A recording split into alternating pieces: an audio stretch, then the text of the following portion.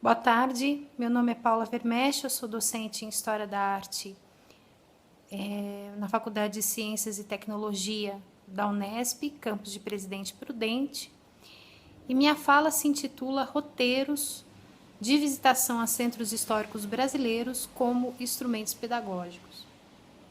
Essa história de pesquisa, de ensino, começa em 2003 no Instituto de Artes da Unicamp.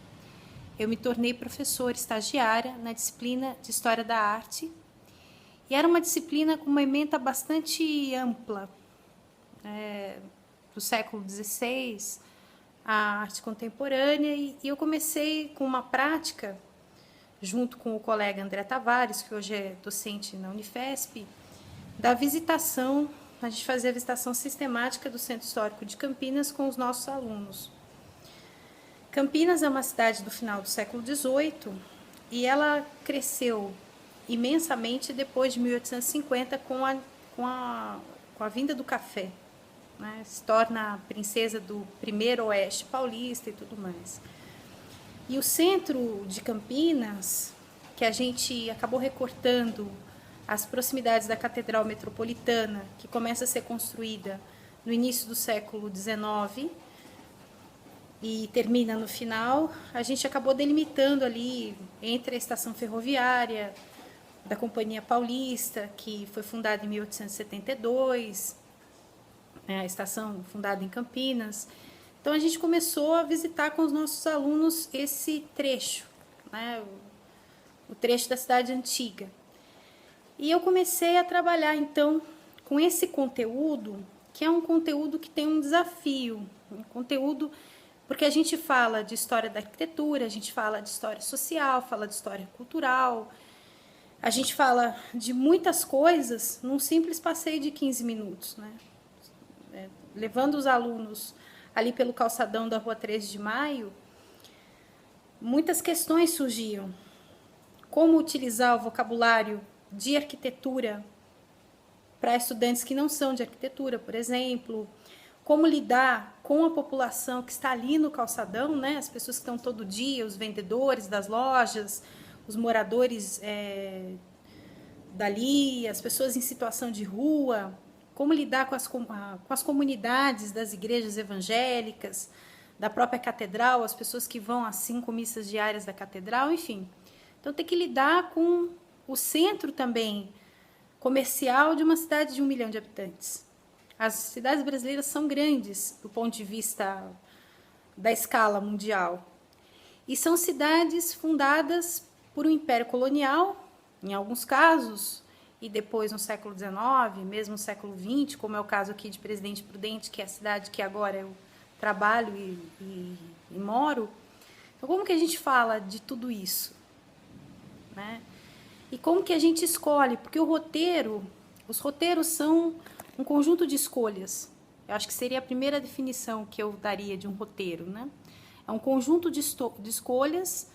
O docente faz um conjunto de escolhas para mostrar o que ele considera assim mais significativo para os seus alunos, daquela realidade, daquele lugar, daquela história. Então eu comecei a refletir sobre as minhas escolhas.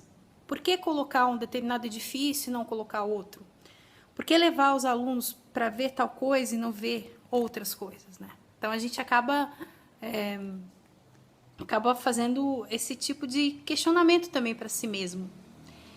E ao mesmo tempo eu comecei a perceber que os roteiros tinham um interesse muito grande para pessoas fora da universidade, né? Alunos de rede pública de ensino, colegas que estão na rede pública de ensino, enfim. Tinha bastante gente interessada nesses roteiros. Eu acabei divulgando o meu roteiro, vamos dizer assim, as minhas escolhas principais do roteiro de Campinas. Ele ficou disponível online, gratuitamente.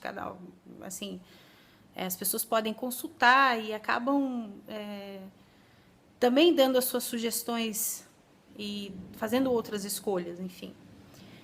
Depois que eu vim para a Unesp, em maio de 2013, quer dizer, eu não parei de trabalhar com o roteiro de Campinas.